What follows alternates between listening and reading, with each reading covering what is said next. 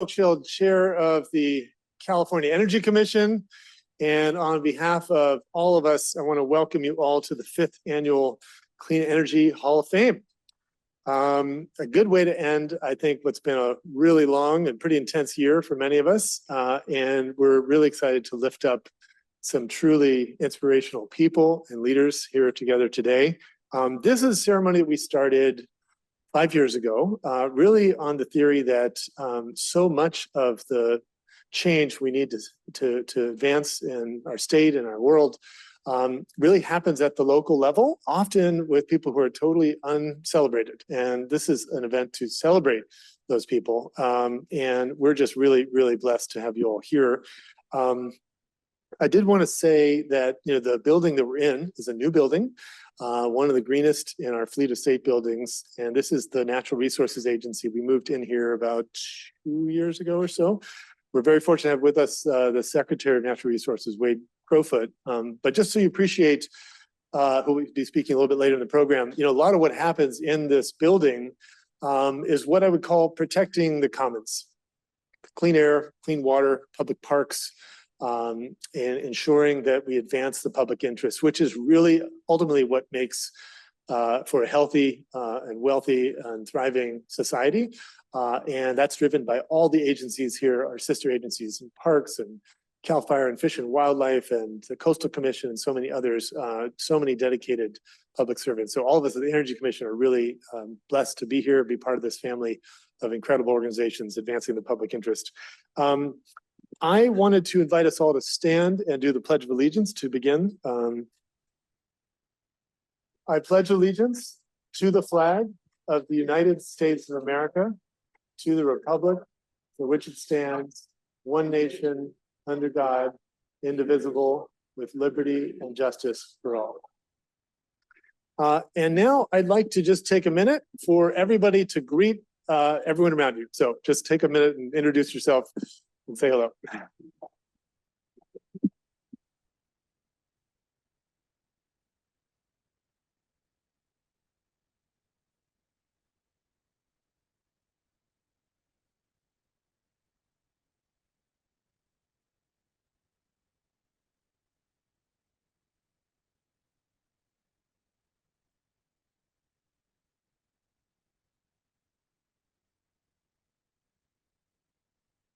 Okay. All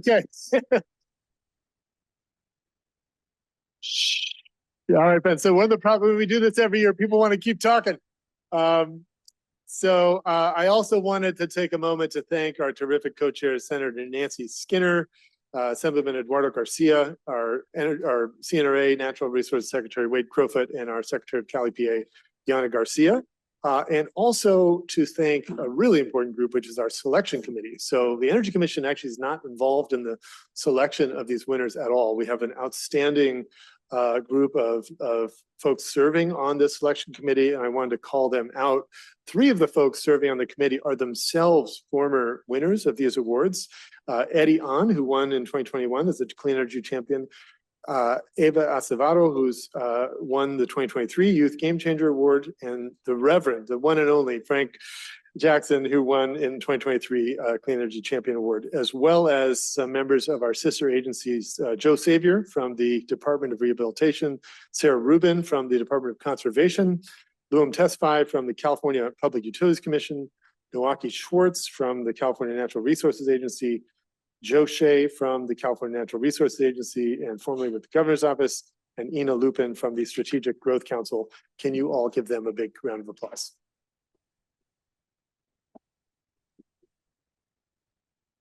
I also want to say an event like this is a lot to pull together, and she hates being called out, but I am going to call her out.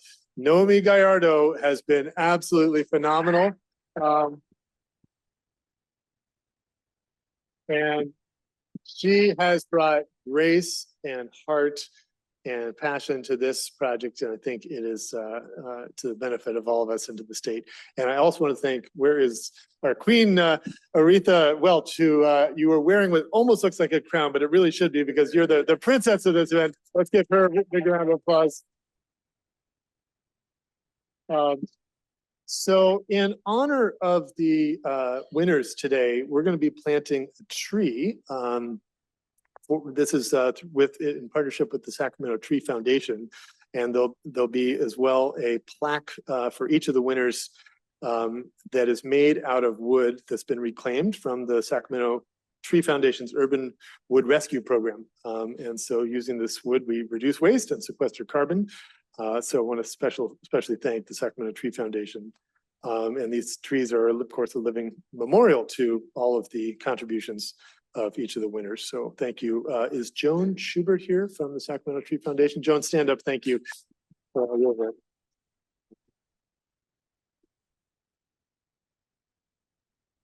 So we had a lunch with the winners, and I was just reflecting, a lot of times in dark times, challenging times, we're waiting for a knight in shining armor to arrive, but actually we are who we've been waiting for, and the incredible light and passion and work that all of us are doing, the leaders who are here, we're recognizing today on the front lines, and so many more.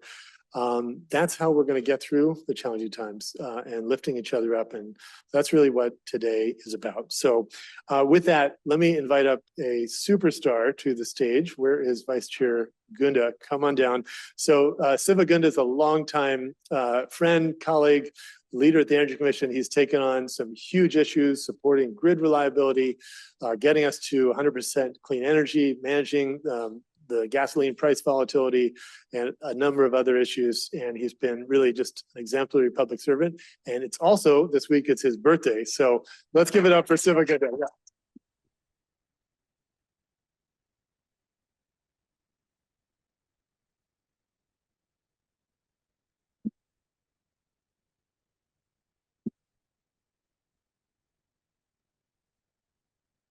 Good afternoon, everyone. Thank you for, first of all, being here to celebrate some of our incredible leadership in California. And it is truly a privilege to be a part of this ceremony today.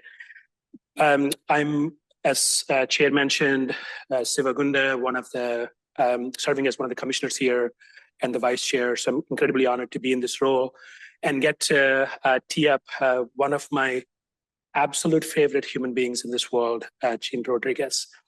So I have a little bit of a statement that I have to read first, which is, this award, which is the Lifetime Award, recognizes an individual who has at least 20 years of experience advancing clean energy, is seen as a leader in their community, and who had a significant positive impact on the state of California and frontline communities. So let's take a minute to learn about Gene. The video first. Thank you.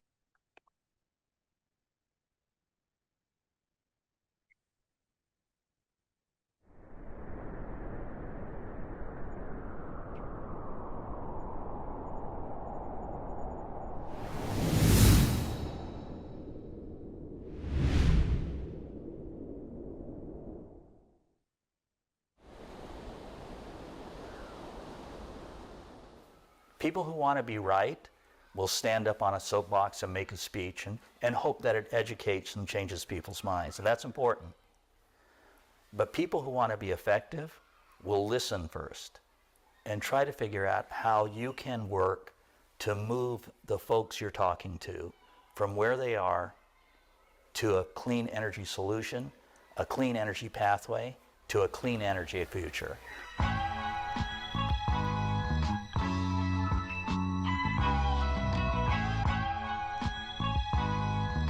I'm an Army brat. I was born on an Army base in Japan. I came to the U.S. at a year old on a troop ship and then moved around as Army brats do with my family. Most of my formative years were spent at a little tiny Army base outside of Yuma, Arizona. My strong desire from when I was a kid was this kind of ill-formed notion of doing justice in the world. And because no one from either side of my family had ever gone to college and graduated, and certainly no one ever practiced law, I assumed that the practice of law was about doing justice in the world. But I'll tell you, after a while, the excitement of practicing law kind of wore off because I realized I really wasn't doing justice. And so I found this opportunity to move from civil litigation, where people are suing each other, to working in regulatory law at Southern California Edison. And the clients I had at Edison were all the public purpose programs. So conservation programs, efficiency programs, demand management programs, programs for low-income consumers. So I was in heaven. Energy efficiency grew up in California in the 70s, 80s, 90s. We got to the 2000s. Gene was the one that really championed energy efficiency. We had the 2000 energy crisis here in California, and Gene was up in Sacramento working with the assembly members, working with everyone to help find solutions to stabilize the energy markets. And he brought energy efficiency to that. And from there, he really helped grow them and modernize those programs. And that's why here, so many people that worked with him called him the godfather of modern energy efficiency.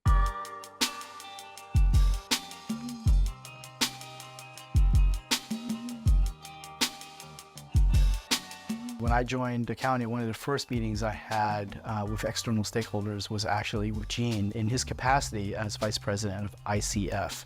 And he was leading a key implementation team that help us administer the Southern California Regional Energy Network, with the explicit goal of helping local governments and also communities, especially disadvantaged communities, with energy efficiency programs. And this is where Gene's background really shines. There were programs at the time, and still in California, where we would do free energy efficiency upgrades and education for people who fell within the economic bracket that was eligible. These are folks for whom the energy savings from clean energy really makes a difference. Clean energy is the path to greater prosperity, greater security, and certainly greater affordability for every single person, no matter where you are in the country.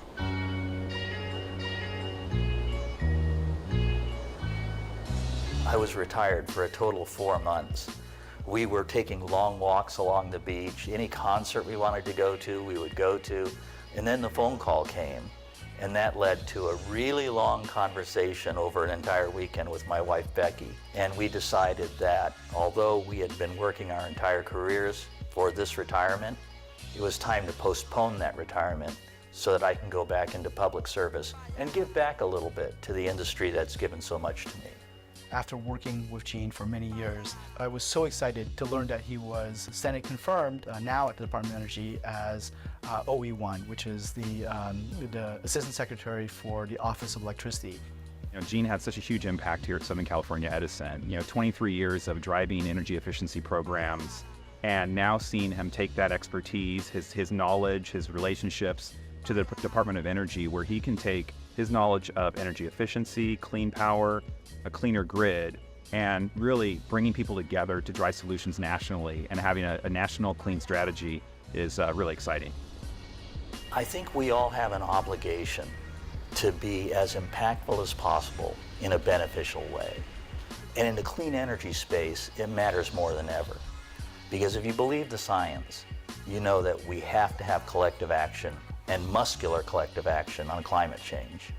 So the things I work on are foundational to trying to ensure that we move our country, and in fact the world, to a clean energy economy that benefits everybody.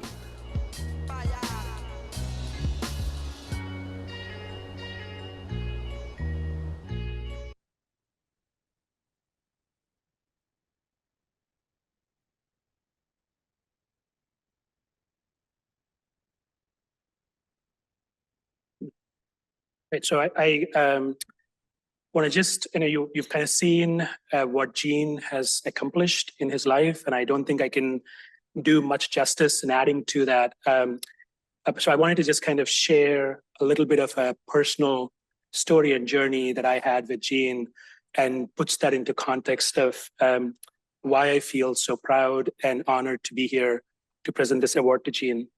So I met Gene in 2006, fall of 2006. I was a student at UC Davis, and I was a fellow under Edison International.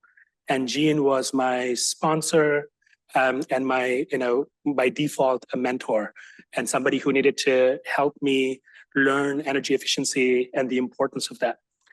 So a few observations that I wanted to share about Gene outside of his amazing smile. He never stops smiling.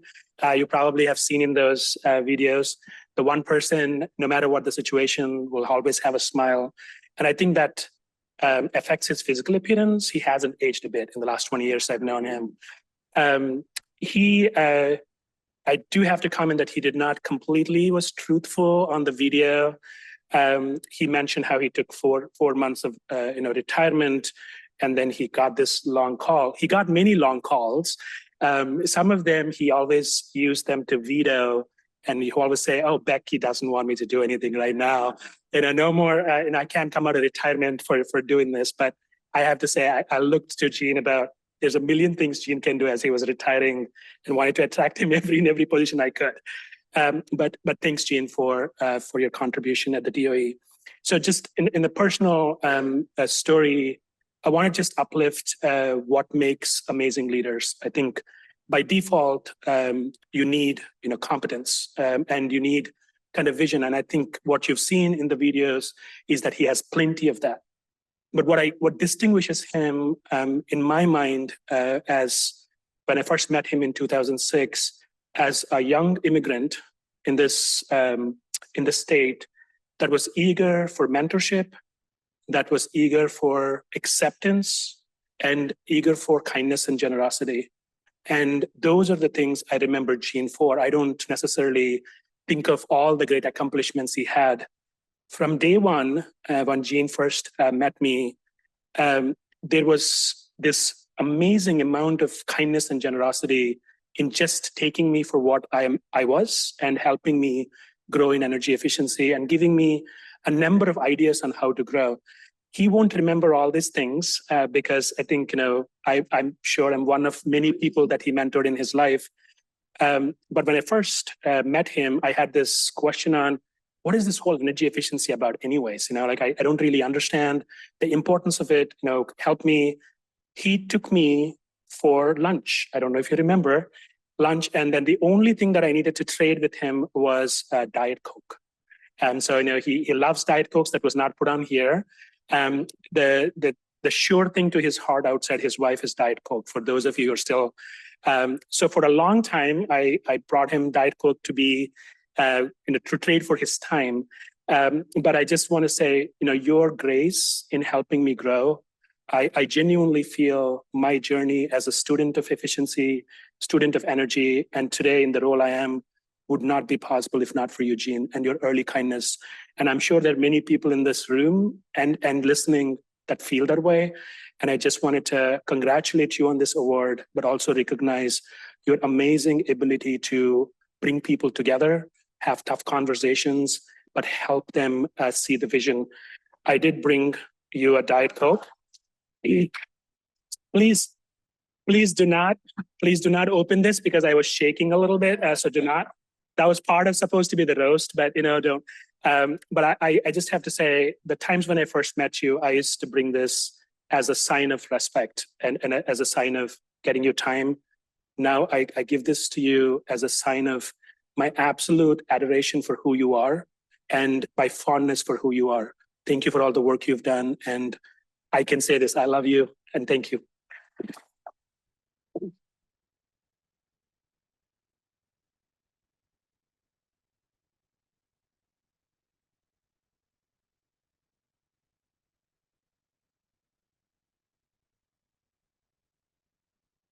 Well, I'm at an uncharacteristic loss for words.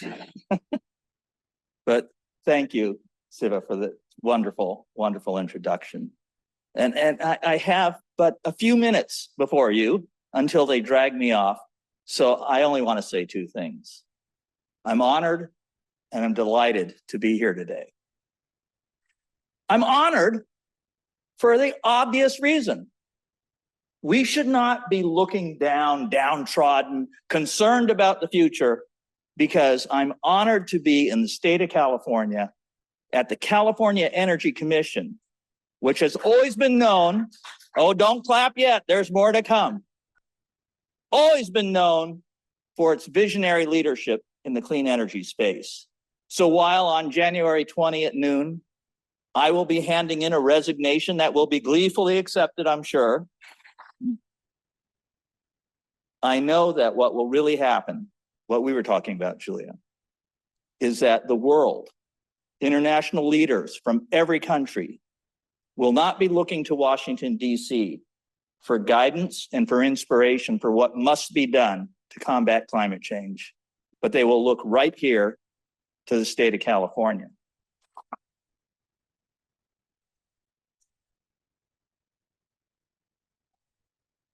And they haven't put up the 1 minute sign yet, so I'm going to say one last thing. I am delighted to be here, as should we all be, because I'm delighted because when you look around this room, from commissioners to the youngest of our awardees today, you're going to be able to work with, to meet, and to know some of the best people on the planet. And I think that is the greatest gift, the greatest blessing that those of us who work in the clean energy space could ever have. It's not the battle. It's not even the wins. It's the honor of working side by side with so many great people. So thank you very, very much from the bottom of my heart for this gracious and kind acknowledgement. Thank you for the Diet Coke. I needed a little more caffeine. And thank you for all the work that we in the state of California will do to ensure that the clean energy future continues.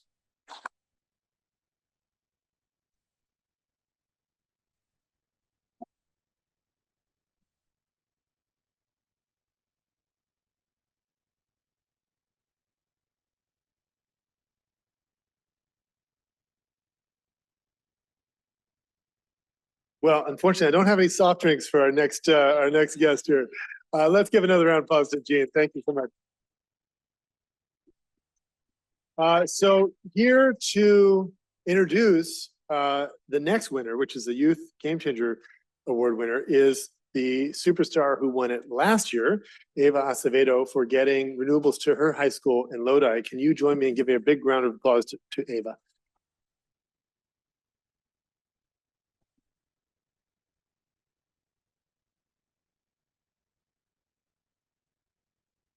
Hello, everyone. I'm so grateful to be here.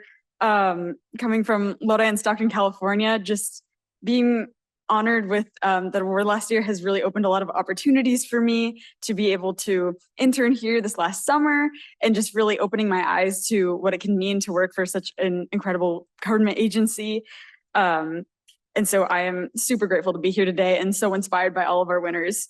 So with that said, I am proud to present the Youth Game Changer Award, which recognizes an individual who's 18 years of age or younger, or a leader of an organization that's focused on working with youth and ultimately helping advance California towards the clean energy future through combating climate change through innovative solutions, and also by inspiring the new generation of leaders in energy experts, entrepreneurs, and leaders that will ultimately change the game.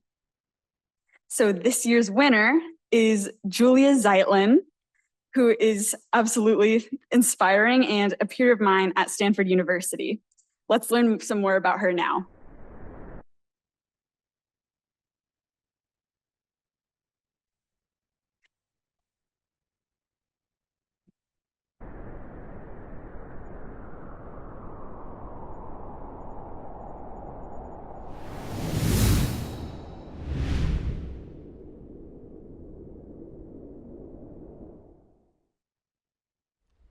The scale of the climate crisis is very overwhelming, and it's a lot easier sometimes to just put that aside and say, I really can't have a big impact on this issue. I just can't think about it right now. But that didn't work for me, and I think the best way for me to combat those feelings was to get involved and make an impact.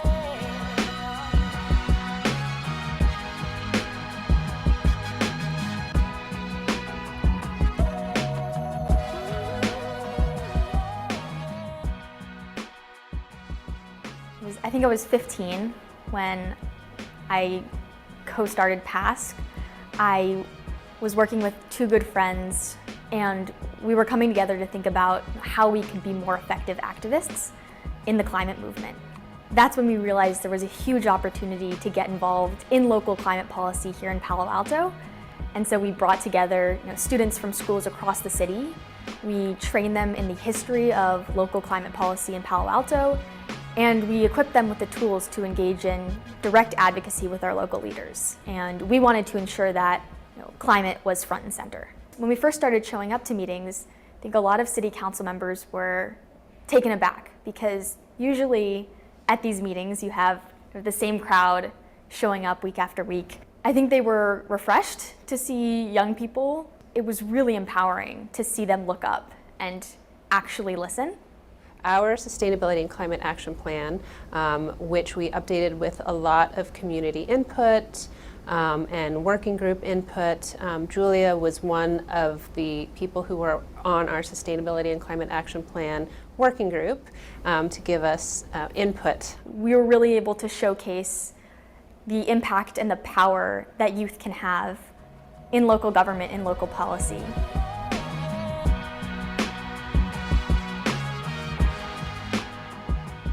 We showed, I think, the community, city staff, and city council members how valuable having this perspective was. And through that, this past year, I was able to propose the creation of a Youth Climate Advisory Board, an official body of students directly connected to the city. This past summer, the Office of Sustainability had our first ever summer intern that happened to be Julia.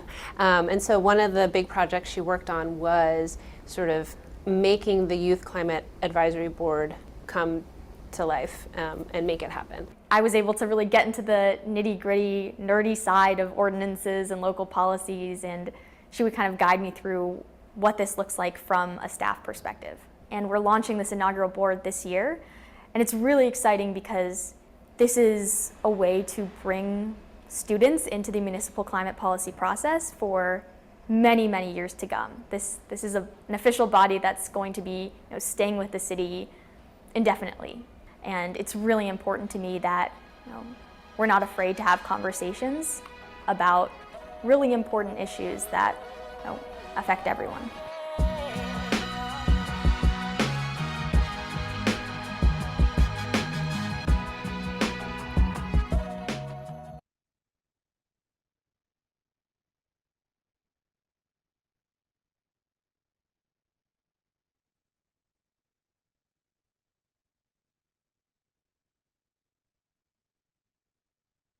Absolutely amazing. And before Julia comes up, I want to share that the assembly member from Julia's local district is honoring her with a certificate. I will also read some remarks from Assembly Member Mark Berman, who was not able to make it today, but wanted to acknowledge all the amazing efforts that Julia has made. Assembly Member Mark Berman would like to recognize Julia Zeitling, founder of Palo Alto Student Climate Coalition, for being named the Youth Game Changer for the 2024 Clean Energy Hall of Fame, and for her dedication and hard work in combating climate change through innovative methods. On behalf of Assemblymember Berman, thank you for raising awareness on the effects of climate change and for inspiring others to fight for environmental justice. Congratulations. Julia, I welcome you to come up and accept your certificate and your plaque.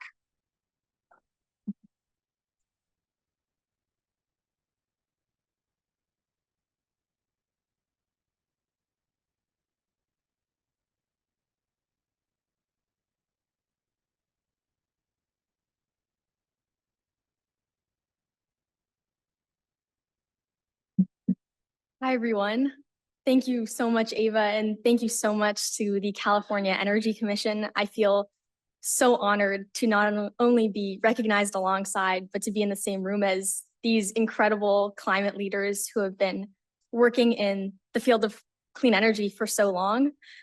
I think as we head into these next 4 years of a more complicated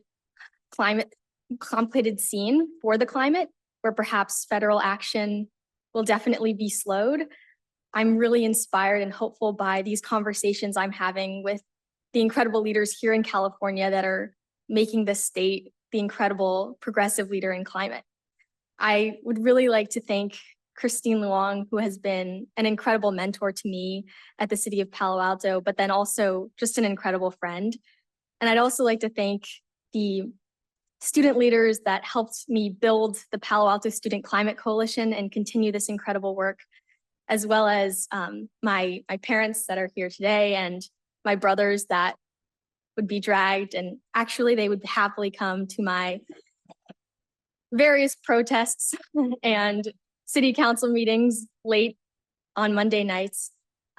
So thank you so much once again to the California Energy Commission and to the fellow awardees.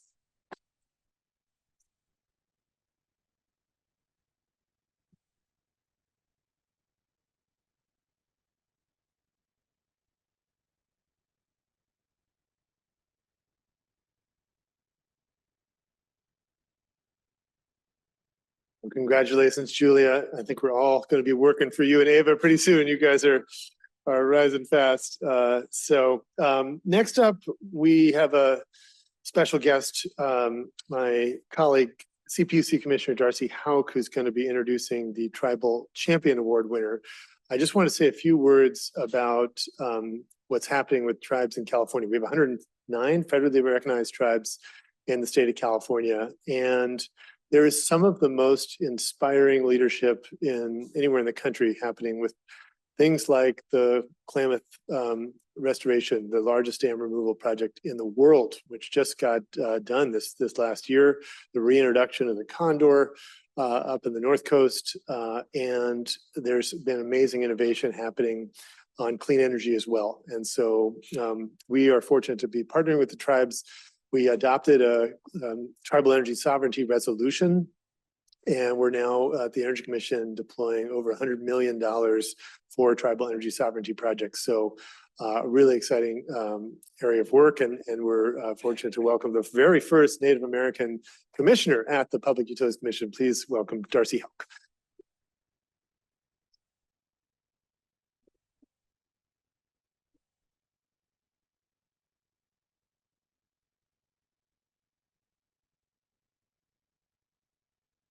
Thank you. I am truly honored to be here to introduce this really important award. And again, as David said, my name is Darcy Houck. I'm one of the 5 commissioners at the California Public Utilities Commission, first Native American commissioner appointed by Governor Newsom in 2021. I've been working in the energy area for 2 decades, and the work that tribes have been doing is absolutely critical. And up until recent years, the Brown administration, and even more in the Newsom administration, that work has not been highlighted or recognized appropriately. And so this award is very special. And again, I'm very honored to be here as the first Native American commissioner to introduce this award. The Tribal Champion Award recognizes a tribal member who has advanced clean energy by combating climate change through innovative projects and long-term service that has led to more equitable outcomes or transformational change for tribes in California. And Elizabeth, or Liz Perez, definitely represents all of these qualities. Liz has just dedicated her life to working in this area for her community, for tribes, and for all of California. So I'm just truly honored to be here to introduce Liz to you with this video that we're going to see. So let's roll the video.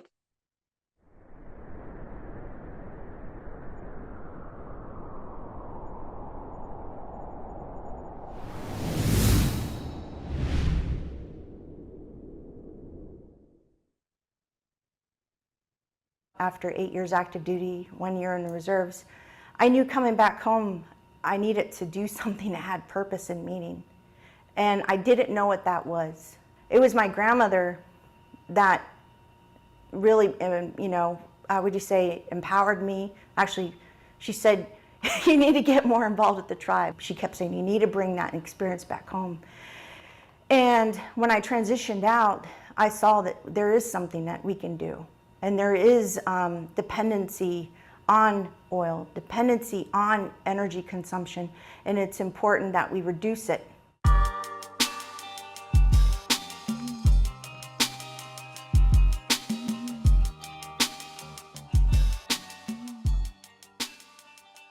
My dad was in the military, so I traveled a lot with him, but my roots have always been here in the Central Valley here in California, and also Madera. My tribe's from Norfolk Rancheria, Mono Indians. We take pride in where we're at because people say, where are you from? I said, we're in the exact center of California. We even have a billboard that says that.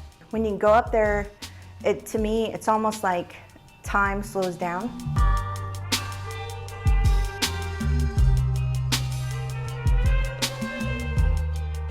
Really taking a look, a dive into what the challenges are within Indian country. And a large part of that, like especially Central Valley, whenever there's a fire, there's no electricity. Whenever there's high winds, you have, the blackouts, brownouts. All these things happen. Any of the major catastrophic type events, whether they're floods and the fires, it changes the environment a lot. We need to have that backup battery storage, be able to have these cool rooms, these cool spaces to protect our elders and our people. We don't have that.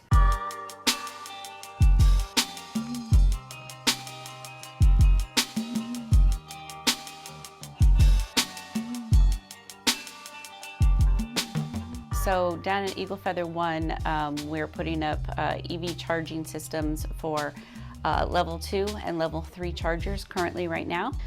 So we'll have a medium pull through and a heavy duty pull up. So we started right away working together with GC Green on, okay, this is what we want to do. These are the type of chargers we want to do.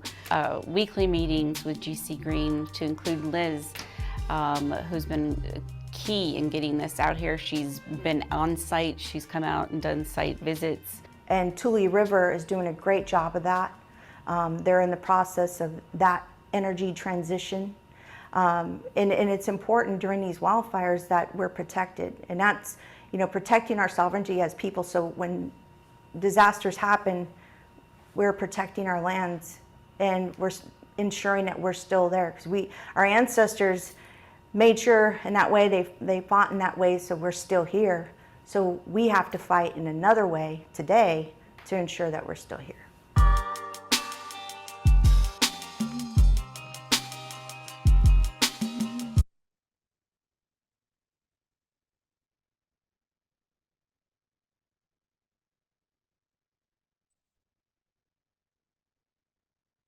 So before I invite Liz up to get her award, I would like to welcome Fred Bean, chairman of the North Fork Rancheria of Mono Indians up. It's an honor to share the stage with Chairman Bean. So I want to turn it over to you to say a few words.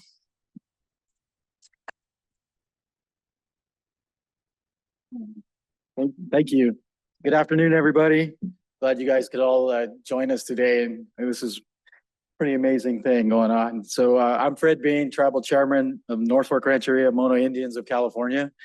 A little bit about me. I sit on the advisory group to the Energy Commission and the CPUC. I've spent 40 years in the utility industry as a hydro substation operator and protection and controls technician. So kind of been around this industry a little bit.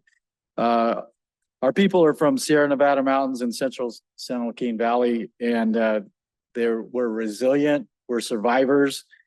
Our people are hunters and gatherers. They've survived harsh seasonal elements, being resilient and transition and adapt to modern times and technology. Elizabeth is a prime example of just that. She's a citizen of North Fork Rancheria. She has overcome some pretty tough personal life issues. She's been resilient, a survivor, persevered in her personal life and in business. As an entrepreneur, she continues to excel, expand, grow her knowledge, expertise, and support communities she works in. Who of our people back in the day would have thought we'd be talking about green energy, Native Americans way back, it's crazy. So I'm just very honored to present this award with Darcy. She's such a deserving individual.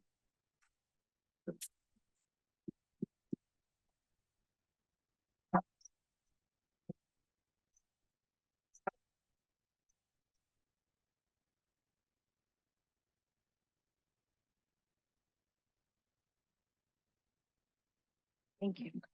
Thank you. Thank you, everyone. Manahu. Hello, good afternoon. I stand here before you deeply honored and humbled to be here today. Just a quick mention, I wrote some notes so I don't over talk because we only have 3 minutes. And this is, when I saw this back here, I got a little emotional and teary-eyed because this is a big deal. Big deal, right, Fred? Chairman? Yes. This recognition represents 17 years of hard work, long days, countless 0 dark 30 mornings, and many days spent away from home. This award is not just for me, but for Norfolk Rancheria, our people, my team at GC Green, including our subsidiaries, Native American Energy Services Company and Veteran Energy Services Company, and also my co-founders, Rick Halprin, Jason Davis, and Joey Padalano. This award is a testament to partnerships, resilience, and a shared vision of so many who are committed to building a cleaner and more sustainable future to strengthen our energy national security. At GC Green, we work to remove barriers that keep underserved communities, especially tribal nations, from accessing clean energy solutions. These barriers include feasibility studies, pre-development challenges, workforce training, funding navigation, and this includes grants, incentives, IRA sections 30 and 48, financing options, and ensuring, this is an important one, ensuring tribal control over energy projects. While these are challenges, there are also opportunities. These are opportunities to advance tribal sovereignty, economic resilience, and environmental stewardship. But it requires collaboration, I heard that word a lot, advocacy, and support from organizations like the California Energy Commission. Our work with the Tule River Tribe is a great example. By addressing utility easement complexities, and that's a big one, securing infrastructure agreements, another big one, and focusing on workforce development, we've created a cleaner, more resilient energy system aligned with tribal priorities. So this isn't just talk. It's about real impact, and we're doing it now in communities that need it the most.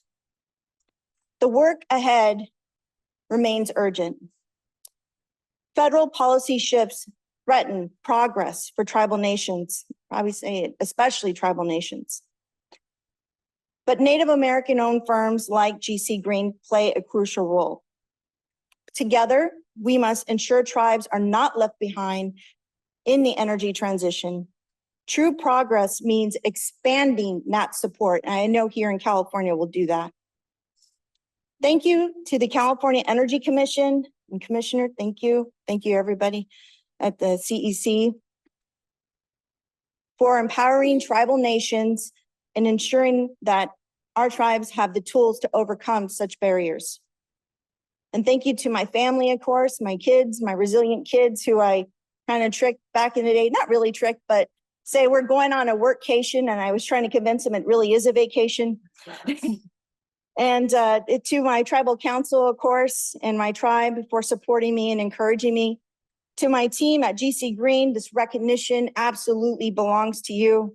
And to the tribal communities that we serve, thank you. Thank you for trusting us to walk this path with you.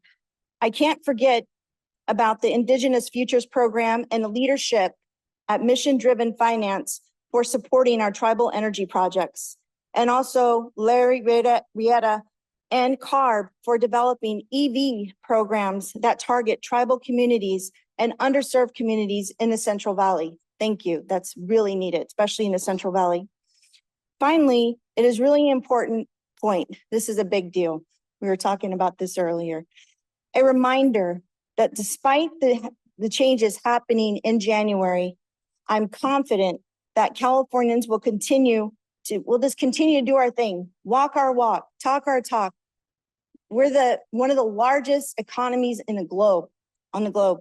And we're going to continue to march forward. We've been here before. We'll continue to do it again, and we'll do it together in a more resilient fashion. Absolutely, right? Can we hear that? Yes, definitely. Yes. And tribes, collaboration with tribes, definitely. And tribes, we have your back. We have your back in California as well. I know at tribes that we're going to continue to drive this, right, Fred?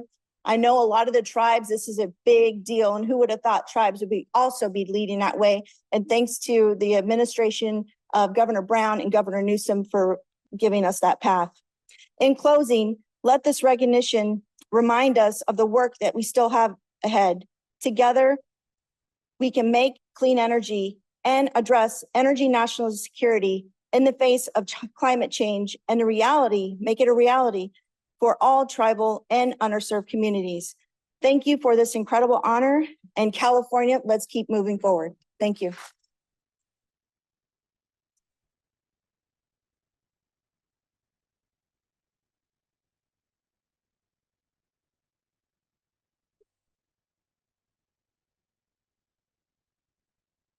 Well, thank you, Liz. I just wanted to uplift that point you just made. And it is important to keep in mind, we're making a lot of progress in California. And I just wanted to highlight one piece of that. We have started tracking the number of days since January 1st of this year, where we're hitting 100% clean energy on the CAISO grid. And we're at 210 days this year. That's 2 out of every 3 days that we're getting to 100%. So that is worth lifting up. And we're not going to stop until we get to 100% clean energy 100% of the time for 100% of the people. And it's actually a goal we are going to get in the coming years. And coupled with that, we're electrifying almost everything. In transportation, we now have 26% of new vehicle sales are electric. We're adding 1,300 EVs a day. We have more electric charge plugs than we have gasoline nozzles in California. And since Gavin Newsom became governor 6 years ago, we've now built 27 gigawatts of new capacity. That is a colossal amount. It's a state record. So we're getting there. We got to lift up these stories and keep pushing and never give up. So before we get to our final 3 awardees, for those of you who've been to these ceremonies, know we never do these without some music. So I wanted to welcome a local all-woman mariachi band, Mariachi Bonitas de Denora. Give them a big round of applause, everybody.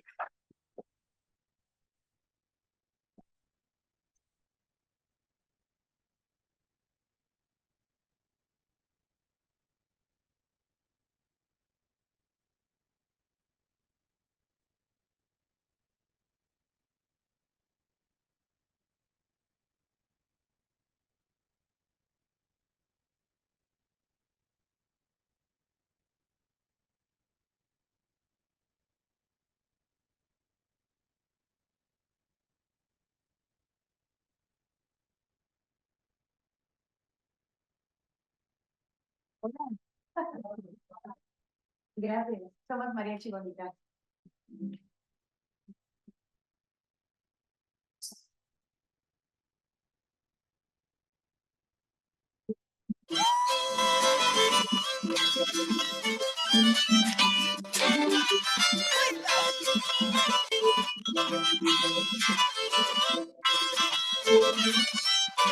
Era de madrugada, a medianoche, al amanecer. Era de madrugada cuando te besé, un beso a la medianoche, otro al amanecer. Ay, era cuando te empecé a querer. Ay, la, un beso a la medianoche, otro al amanecer.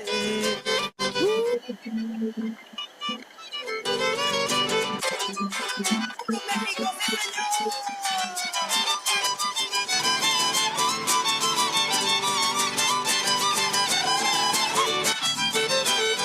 Quita la noche, si te ponía una querido. Quita la noche, si te ponía una querido. Ay, la, la, la, la, la, la. la. Todita la noche anduve rodeando pajarito. Ay, la, la, la, la, la, la, la. A ver si te copias por algún agujerito.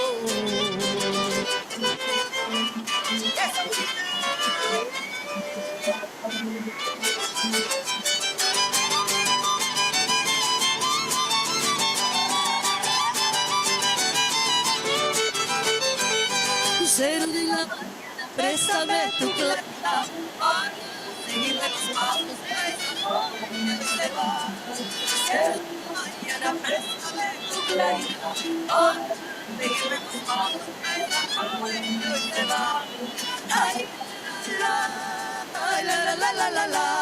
Lucero de la mañana, préstame tu claridad. Ay, la, la, la, la, la, la, la, para seguirle los pasos a esa joven que hoy se va. Ah, ah, ah.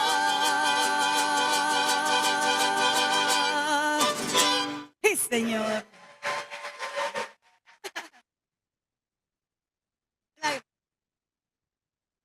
Muchas gracias.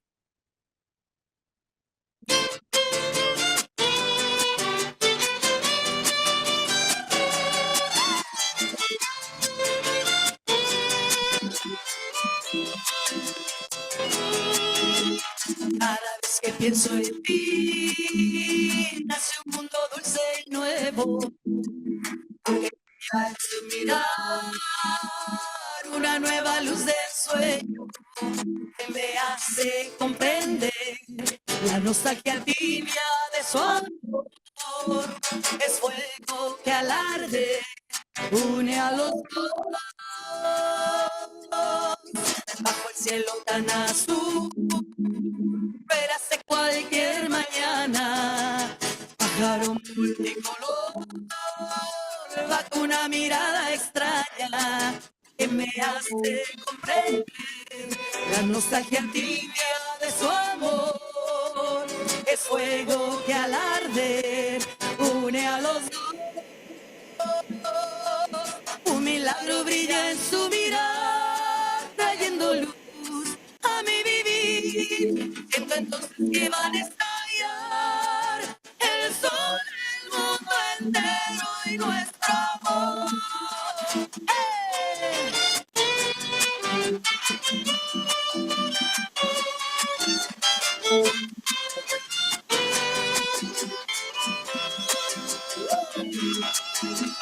Bajo el cielo tan azul, ruegas en cualquier mañana, pájaro multicolor, bajo una mirada extraña que me hace comprender la nostalgia tibia de su amor. Es fuego que al arder une a los dos. Un milagro brilla en su mirada, trayendo luz a mi vivir. Siento entonces que iba a estallar el sol, el mundo entero y nuestro amor. Oh, oh, oh, oh, oh. Amor, eso sí es amor.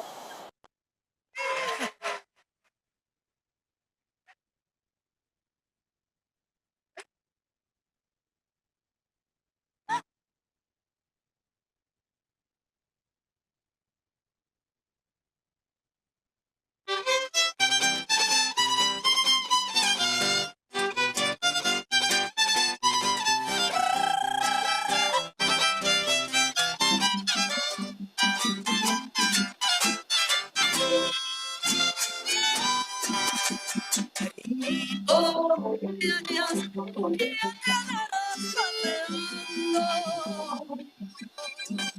es día, no me cambies, puesto de ambos años, tengo de tierras lejanas, por mi pregunta, el cielo pasó por la de la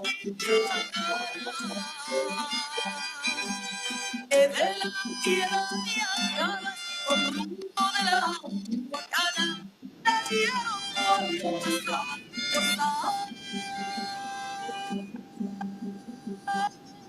Por Nueva Italia, caminos de mi ciudad.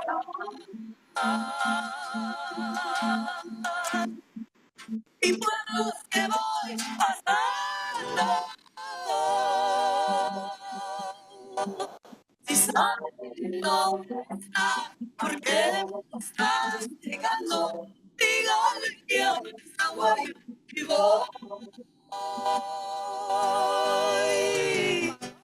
¡Vámonos! A Ciudad de Hidalgo. Es bonita.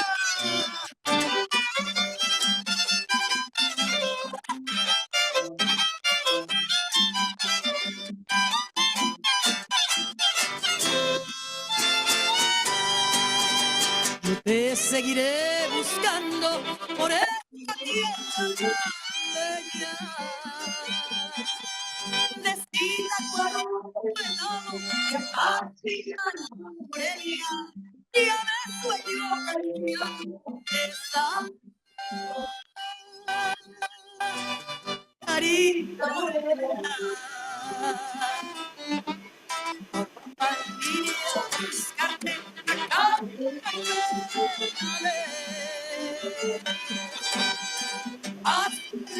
las que nace también marido de Rosales, a ver si logro encontrarte para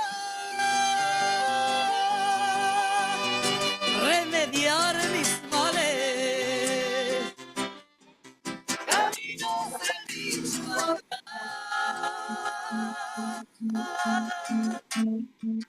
y pueblos que voy pasando. Si sabes dónde está, por qué me está buscando, dígale que aún no está guayo y voy. ¡Vámonos! A Ciudad de Hidalgo. Y señor.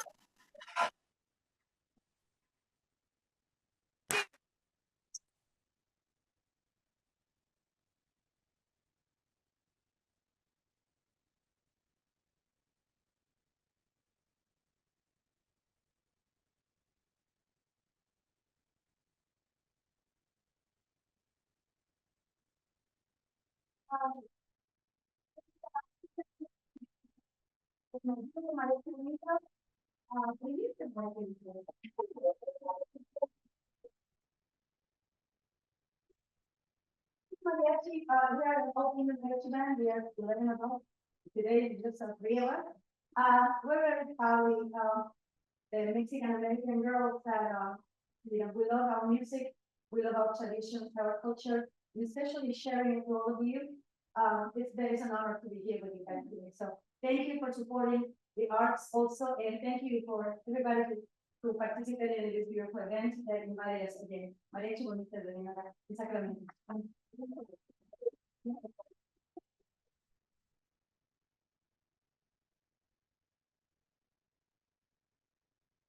Thank you so much.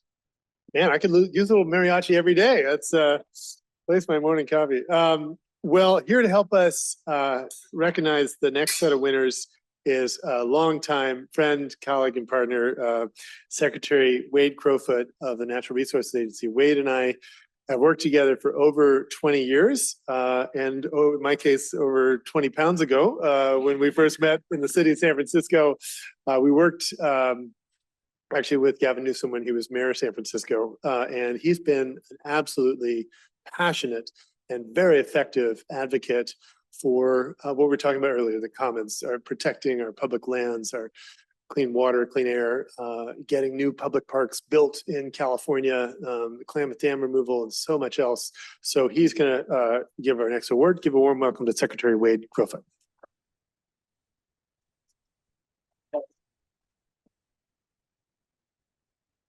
Well, I am thrilled to be here. This is so energizing, and I have to say it is so inspirational to learn about the legacy of each of the leaders that we are honoring here today.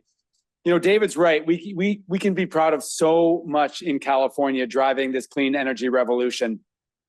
Started decades ago, where people in this city drove energy efficiency policy that literally revolutionized the way our state and ultimately our country and our world uses energy in buildings and appliances.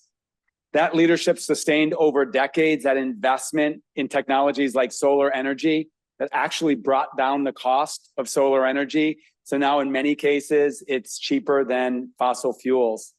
And then recently, and we continue across California to make groundbreaking progress, this remarkable expansion of clean battery storage that's letting us integrate more and more clean energy renewables onto our grid. As David mentioned, over 200 days of the year, some point during that day, 200 plus days, 100% of the electrons powering California are fossil free. And over an entire year, almost 2/3 of the energy powering the 5th largest economy in the world is clean energy. And that progress is people powered. That progress is not a technological solution, although that's important. It's not a policy solution, although that's important. It's driven by people. And the recipients here today represent the best of us. So I am so gratified that the Energy Commission provides credit where credit is due. And that's to the women and men that are actually on the ground across the state driving this revolution. Now, we know that this clean energy revolution is important for not only to reduce pollution in our communities, to create new clean energy jobs, to give us a prosperous, clean future, but to combat a crisis that's global in nature, which is climate change. And we know that California, despite our progress, is less than 1% of the world's emissions. So unless we are partnering with other leaders across the world to drive these changes across the planet, we will not achieve the imperative of our time, which is to reduce carbon pollution, to phase out fossil fuels, and to stabilize this global environment. Which brings me to introduce our next recipient. Dr. Fan Dai leads the California China Climate Institute at the University of California, Berkeley. And I can say this with confidence. There is nobody in California, or I would say in the world, that's been more important to California's international partnerships with China than Dr. Fan Dai. So let's take a moment and learn more about Fan.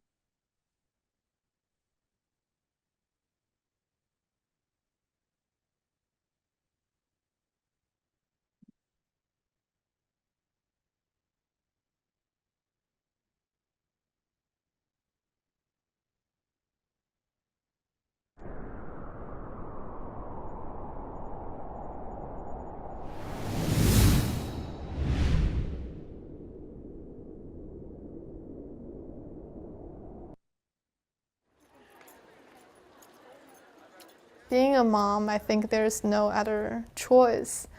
I don't really believe in another planet. Our generation, we are obligated to make this place, if not better, at least more livable for our next generations.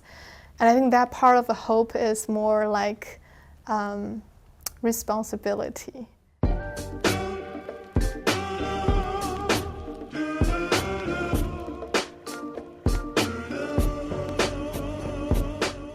The memory of my childhood was all about green and blue sky and fresh water and fresh air. I took it for granted. I thought it should be like that everywhere. So when I did my college study in Beijing, and that was probably the beginning of the smoke problem, was noticed and paid a lot of attention both in China and elsewhere. I came to the States first in Syracuse, New York. During my PhD, I realized it's actually quite important to have a deeper understanding about the legal system in the US. So I pursued a law degree at Berkeley Law during that time. And I started working for Governor Brown and his administration right after I graduated from the law school. So I had a few positions during my years in the state before we decided to set up this institute back in 2019. California-China Climate Institute came about. And luckily, after another few months, we got established. The idea of this institute actually came out of Governor Brown's last trip to China, when Governor Brown had a meeting with President Xi Jinping in Beijing.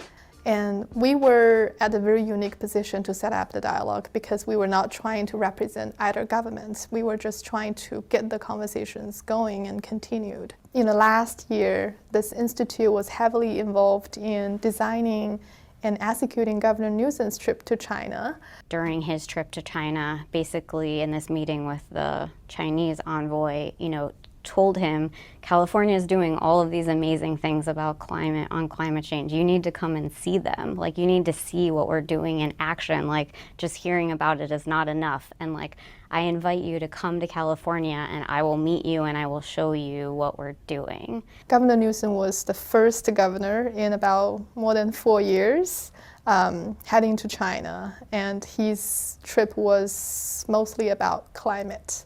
Very significantly continued and sustained that relationship with Chinese national and subnational governments on climate and energy-related collaboration. She was able to really build trust and build the relationships that kind of allowed for this whole process to happen. The people that I have worked with in California, in the US, and the people that I have worked with in China give me great hope and confidence that this problem is going to be solved eventually because our dedication, our commitment, and how serious we take this.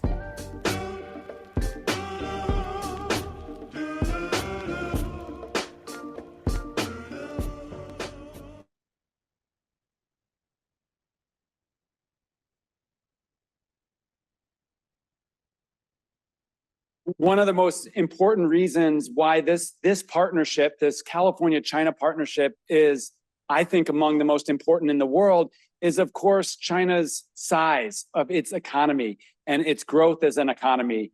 And as a result of that, its footprint, its carbon footprint, and its carbon emissions.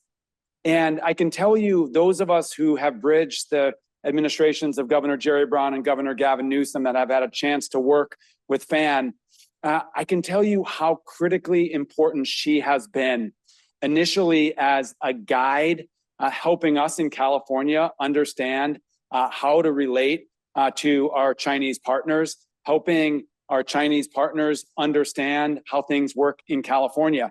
I can remember over a decade ago when many of us took our first trip to China, we would have been utterly lost, like geographically lost, definitely in these cities, but also lost culturally. And lost in being able to translate the work and the vision. And it was Fan in those early days of Governor Brown that actually helped us build connection and gain momentum.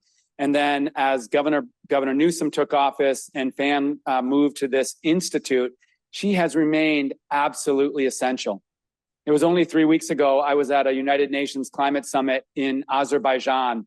And I can say that the most important and I'll say most inspiring meeting I was at was actually a very candid roundtable with the Chinese governmental leaders in California. And Dr. Dai Fan was right in the middle of architecting all of that. And what's remarkable and I think profoundly impactful for me personally is we now look to our partners in China as actually friends and colleagues. And I can tell you, in this era of global conflict and division, where we read so much about other countries, including China, and which lead us to be suspicious or cynical of motives, I can tell you there are leaders in China like us that are just as inspired, just as focused in achieving this clean energy revolution. And we're helping each other. We're in a race, but we're not opponents. We win or we lose together because we ultimately combat climate change effectively or not together. And so, Fan, I am so deeply thankful for the work that you have done and continue to do. There's no one more deserving of this award than you. Congratulations.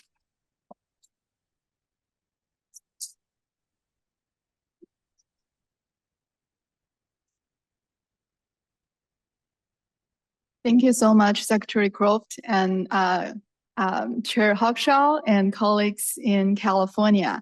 I have two thank yous. The first one is really my heartfelt thank you to this place, California. This is where my career starts. I literally got my first job in California, where you can believe a person like me, a native Chinese, got employed first in a country that, I just studied for a few years. I think this place made a really big difference, especially when you look back in those difficult times when there was a vacuum. At the federal government level, there was the absence of willingness to work with China. This place had the big difference that with the governor's leadership, with the principals, and every one of us here believes in common interest.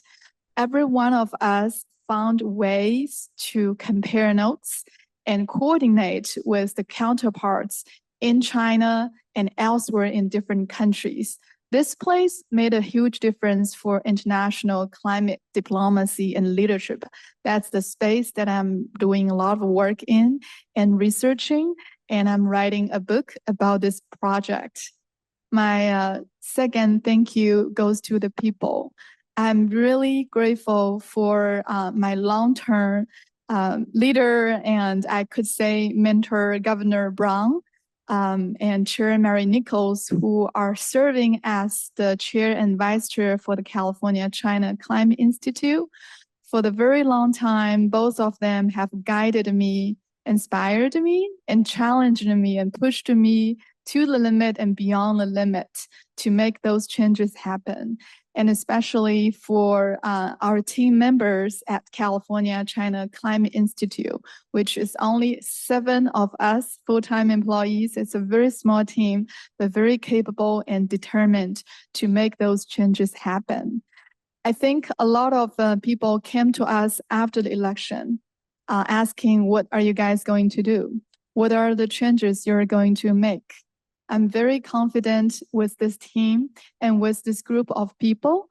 We will stay in fighting the fight that we've been doing, and we will be more adaptive. We will continue to navigate this space when national interest and the planetary interest might not align. Finding common place for what could be worked out and finding common places for things that would help us accelerate this clean energy transition. Thank you again.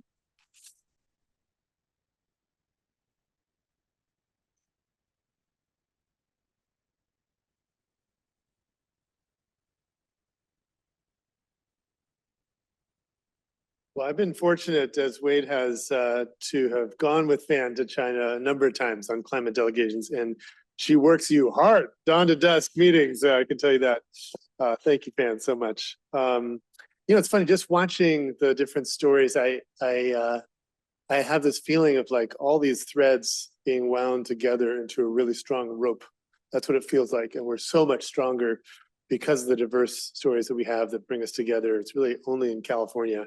So just a blessing to be here in the state. So another amazing strand in the strong rope that I'd like to invite up is a previous Clean Energy Champion Award winner, Reverend Frank Jackson, who has been working to bring clean energy to the faith community, to churches, and he's going to introduce our next winner. Please welcome Frank Jackson, Reverend Frank Jackson.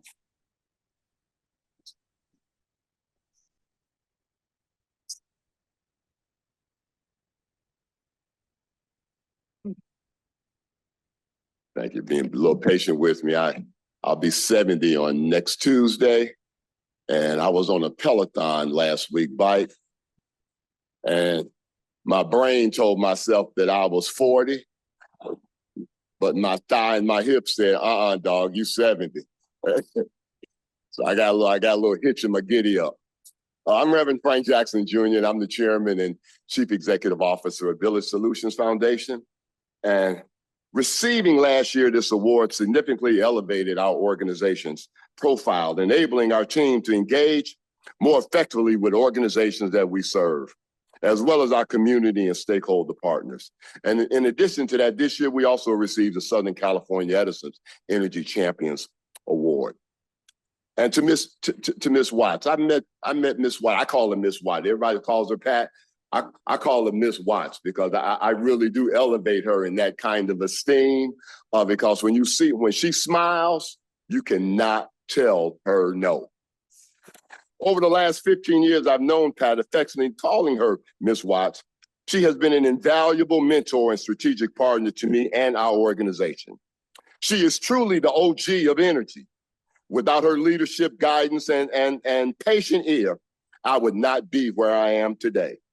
The Faith Calming team has made a tangible impact by providing energy-efficient upgrades to not only our church, and numerous other faith-based organizations in the Southern California area. Through the relationship and collaboration we have with the USC Cecil Murray Center for Community Engagement, this has added significant value and credibility to our work, and I never would have made it without her. I am blessed and honored to uplift the work of Patricia Watts, who is making her town, Cerritos, Southern California, and the Black community very, very proud. So let's take a moment and learn a little bit more about Pat through this video.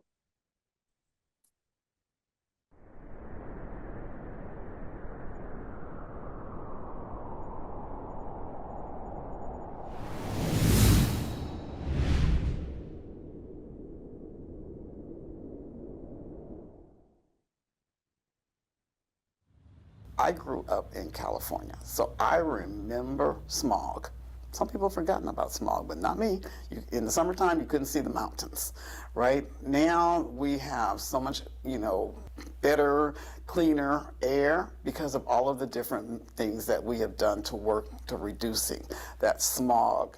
And the same thing with energy efficiency, the same thing with decarbonizing. We can reduce our carbon emissions by putting in these new technologies as they come online, and they will continue to get better.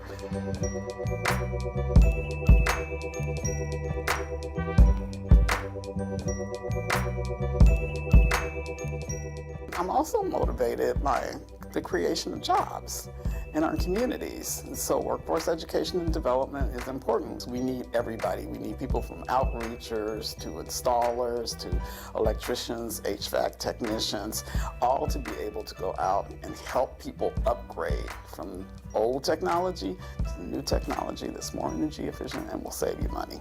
We are an implementer of energy efficiency programs for utility companies. And in California, we're also licensed electrical and general contractor. So when Southern California Edison issued their first direct install program, they wanted to involve community-based organizations. And so I decided to take a different approach because in my opinion, people need jobs and careers. And this was a great opportunity for us to create a mentor-protege training program.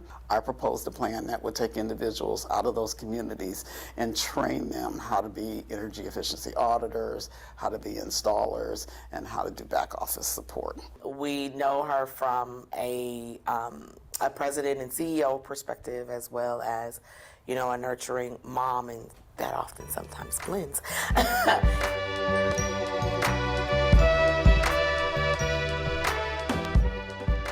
For me, it's really helped me and motivated me. I was able to come in here 20 years ago and start to work with her and learn this business from the floor up. To get to be a part of the legacy and the happiness that she brings to the community, to her team members, to the staff. 25 years of being in business is no easy feat. We focus in two different areas, residential and commercial, and they're really different, if you will. On the residential side, we are very involved in low-income programs here in California. Specific measures of weatherization. In some cases, they can get new refrigerators, new water heaters, new washing machines and dryers, So we serve that community in that way, which is kind of why and how I ended up on the California Public Utilities Commission Low-Income Oversight Board. And so I'm a big advocate for making sure that we have a better environment and a sustainable planet. And the fact that I can help someone It's always just been, something that made me love my job. I love my job because I was out helping someone save money or telling them about the opportunities for them to use their energy more wisely.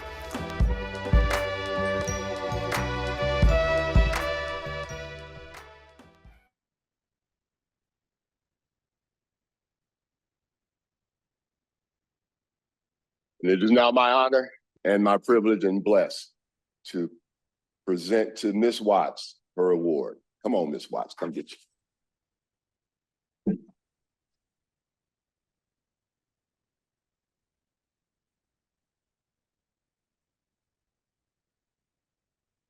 A real energy OG. Well, I hadn't seen the video, so I got a little emotional because you're a mom first before anything else. And I remember thinking about the journey to get here. And I remember that when I started my career at Edison, it was because I needed a job.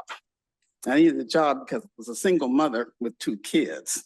And I got that job, and that started the journey that I really didn't envision would end up here at this place. But I started that journey, and I took every opportunity that I could to move up in the organization, to do something different. Customer service, helping customers, that's pretty cool. And I always say it's more fun than being on the line when you've gotten your electricity disconnected and people are yelling and screaming at you. To be able to help somebody to walk into their home, into their business, and tell them how to use energy more efficiency, that was probably one of my best tenures at Southern California Edison. But then I also had an opportunity to go into public affairs. And so now I'm talking about marrying that policy to energy efficiency. And another step in this journey, here's an early retirement offer.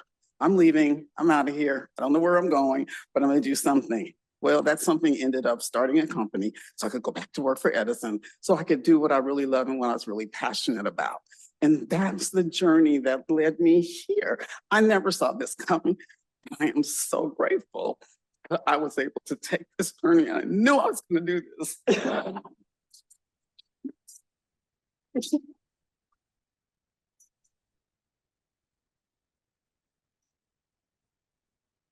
And to be able to bring my kids along with me, my adult children who have stood by me and supported me, and they didn't have to. This was not their idea. This was not their passion, but they did. And they stepped up. And so I want to be so thankful for all the people that I have met along the way, just to connect a few dots. Reverend Frank Jackson, who has always been the greatest supporter. But as he talked about us getting an opportunity to go in there and retrofit his churches, it was because when Mr. Gene Rodriguez was Energy Efficiency Director of Southern California Edison, he gave us, although through an RFP process, our first award to do a direct install program where we went around to businesses and we installed energy efficient lighting for them and other measures. And so we were able to take that into our communities. We were able to leverage that from the commercial side to the residential side to work in the low income space. I've done the low income oversight board of the California Public Utilities Commission for a long time. And that is supporting our efforts to not only bring energy efficiency, climate acts, energy, clean energy, climate to low-income customers by installing, as I mentioned on the video, new technologies, heat pump water heaters, heat pump HVAC systems, exciting new technology, and it's happening right here in California. And that is because of the work that California has done in this clean energy access. So I thank you from the bottom of my heart, Chair Osman, Commissioner Garlega, see, I'm all messed up now. She has been amazing. And I remember when I first got the notice from her and talked to her on the phone, that she was so uplifting to each and every one of us as awardees this time. And so I thank you very much for that. And I thank all of the CEC commissioners for putting on this event and honoring and recognize the people who are out here in the trenches. I always say the contractors are the most important people because we're the ones knocking on the doors and installing it and making it happen. So thank you very, very much.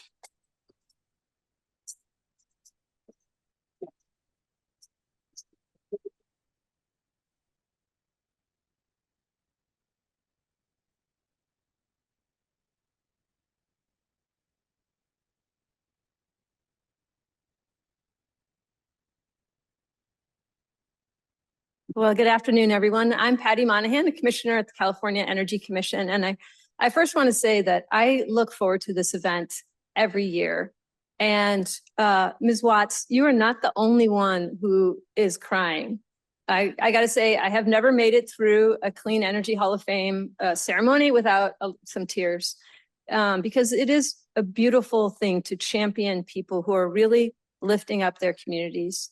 And I think, you know, here in government, we're here in Sacramento, we're kind of like harder to get access to, and to hear these stories that are so transformational, whether it's global in nature with Van Dye or communities that are benefiting, or across the country with energy efficiency. I think we can all just feel inspired and uplifted by what's happening. And I have to give a shout out one more time to Commissioner Gallardo, who I can't believe she hasn't spoken today. And she really is the heart and soul of this event. Chair Hochschild was the one who was inspired to pull this together, but she brought it to life, and she really brings her heart and love to everything.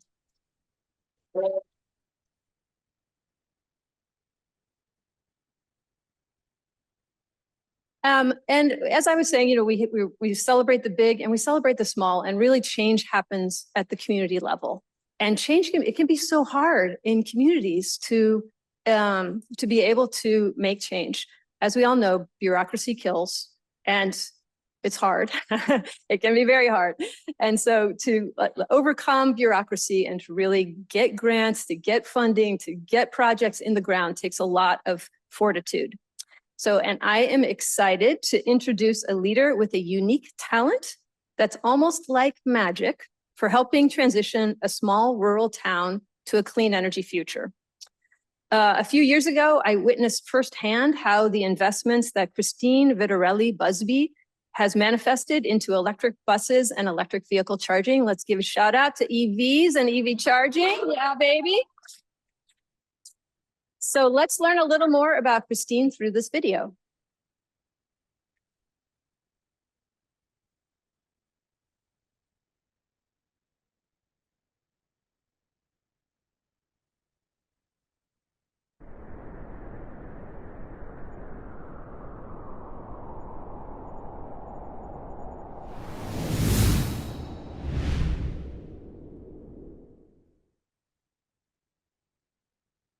I started at the city in October of 2016. And when I came here, I really saw the lack of equity and the environmental challenges. I drove around the city and looked at all of the things that needed work and how hardworking the folks here are and how much they deserve to live in a community that didn't involve pollution and contamination and poor air quality. And that's how it all started back in 2016.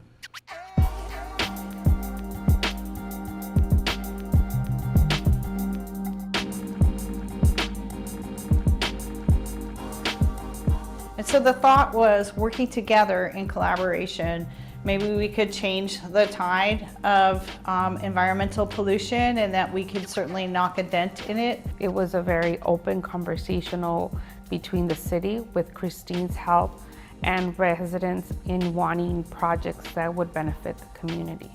Electric vehicle charging stations, we transitioning our buses to electric, providing programs which encourage low-income residents to be able to purchase electric vehicles, planting trees, putting in more sidewalk, curb, and gutter so that people have alternative methods of transportation aside from single occupancy vehicles. So those are all really important.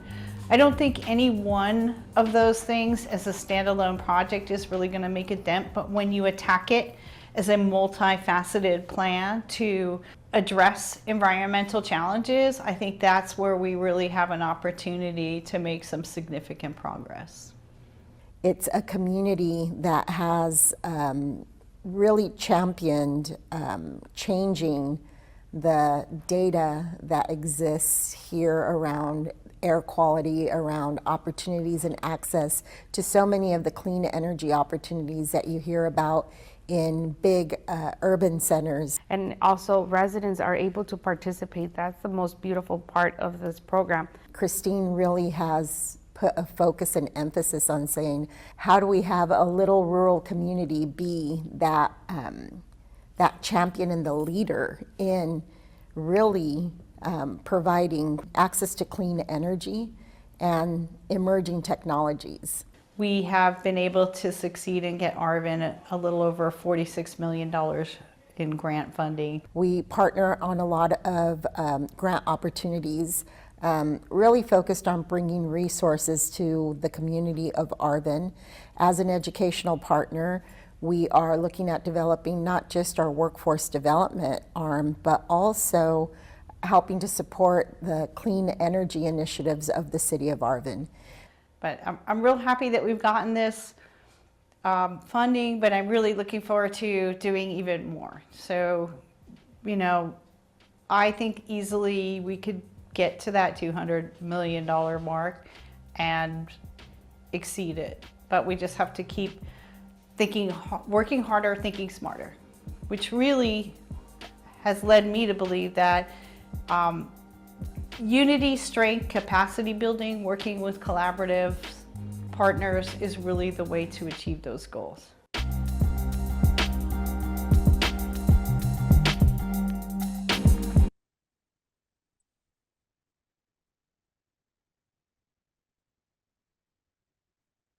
So before we invite Christine to the stage, we have a little surprise from Senator Shannon Grove. I invite Taylor Bartuca to the stage.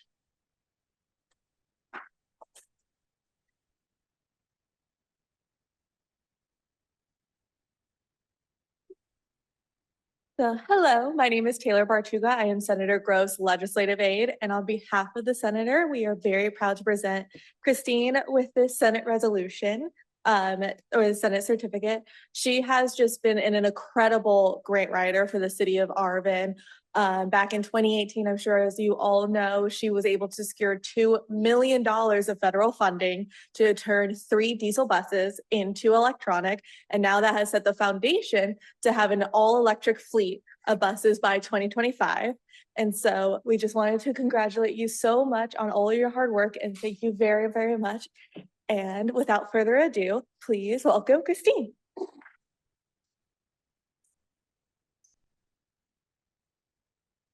Thank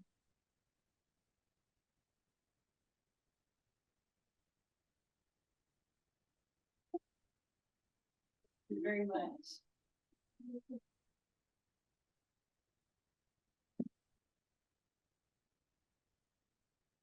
Thank you. I am truly honored to be here today. You know, I'm kind of a cornball, but I really do believe, in having a vision, having a purpose. And I really do believe that if you build it, they will come. I'm happy to tell you that we have charging stations all over Arvin. I think it is the community with the most charging stations in rural California ever.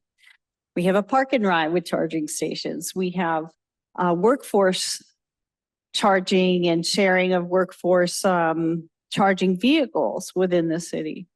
Our goal when the state objectives came back out a while ago, when Newsom said that he wanted to have everybody go electric by 2035. I think it was 2018, 2019. And all I thought to myself is, geez, we better get started because those buses are really expensive and we have no money at all. So that was the motivation behind that. A little bit about Arvin. Arvin is a rural DAC community, primarily Hispanic, with many, many challenges, burdens such as poverty. Our air pollution, our PM 2.5 is 98.1%. We have toxins in the water. We've had TCPs because there's oil production all around that community. And I just wanted to come up with some way to address these environmental issues. And it made sense to start cleaning the air. Maybe if we could get rid of those diesel buses and convert into electric, we'd have a shot at cleaning the air. Maybe if we started planting those trees, and many, many other projects that we've accomplished along the way.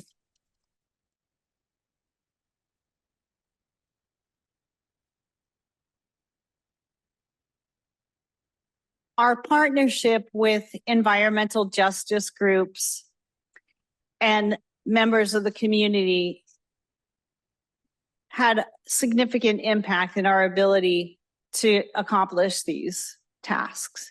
Because once we had working groups going out, talking to the community, we had monthly outreach meetings, we developed trust within the community.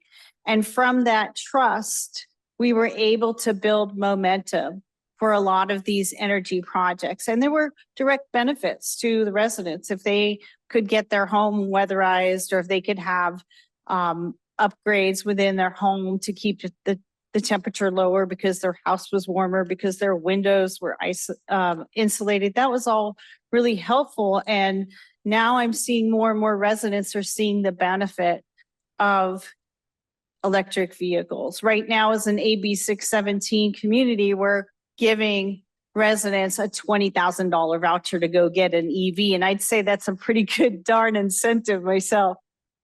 But it's always building more, developing it, taking on what you have, and then moving forward with it. So some of the recent ideas we've had is to apply for grants where not only the residents who are low income who've been able to get these electric vehicles would then have an opportunity to, through a grant process, obtain a charging card so they could fuel their EVs, and constantly supporting it.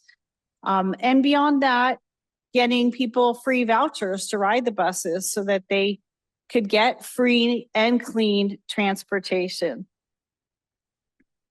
Our partnership with these groups and Kern Community College District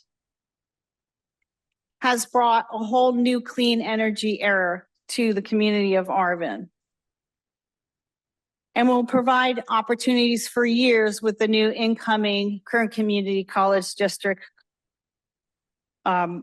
campus. And on this campus, we intend to offer clean energy careers and training and stipends for the residents who take this training so that they can afford to still feed their family and at the same time learn a new career that's going to help uplift them economically.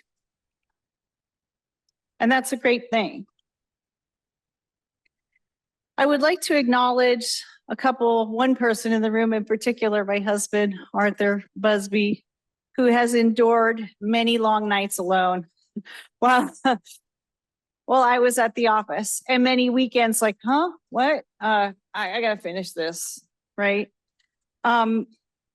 Because really, when you have support from your family, that enables you and many of the people here today who are being honored to really achieve great things.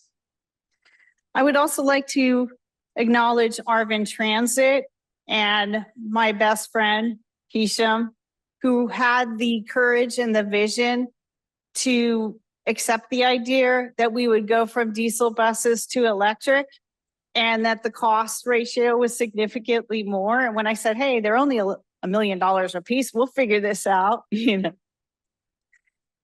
I'd also like to thank the Arvin City Council for believing in me and having trust that we could do this. This little city with nothing and no money could make these changes. But the reason that motivated me moving forward with that was really the fact that, hey, if we can do this, other rural, similarly situated communities of color can do it. And I want to help them, and you experts out there in energy, you should be sharing that information with your neighbors and people that you can help. Local communities in our area, if they call me and say, hey, I've never written a greening grant or an electricity grant, can you help me? It's like, here you go. So that we can all work together collectively to accomplish our goals. because climate is important. Our environment is important. Our children are important. And what we leave to them, we want to leave this place better. Finally, I just want to take a minute to acknowledge Kern Community College District, Dr. Benita Steele, my comrade in writing these programs, Bobby Becca, and the combined collaboration for the college district. We couldn't do this without them, and they're giving us to have amazing abilities moving forward. So thank you. And thank you so much. I'm honored.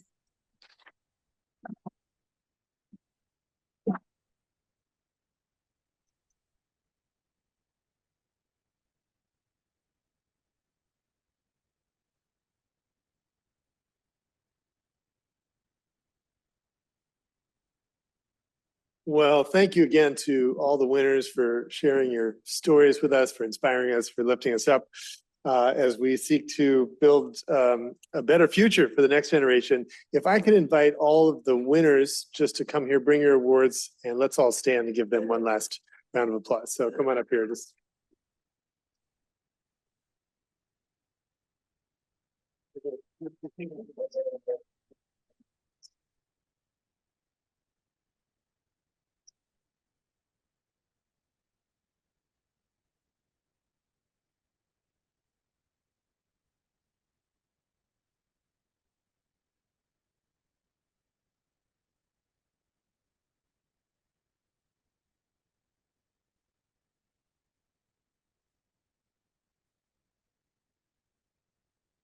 and in a moment, we will have a little reception outside. I want to encourage all of you to come meet these amazing folks, introduce yourself, thank them. Before we do that, I did want to take a minute just to acknowledge the vendors for today who've been amazing. Collaborative for the video, Mariachi Bonitas for the performance, Jesse's Gateway Cafe for the food, the Sacramento Tree Foundation, the original selfie booth for the mayor booth, so don't forget to take your selfie pictures. And the amazing staff at the Energy Commission. And one more round of applause for Aretha Welch and Commissioner Gallardo for the amazing work. Thank you. And now we have an announcement from our important leader. Do you want to tell people what we're going to do now? Now we're going to go to the reception room. Right outside. Thanks, guys. All right.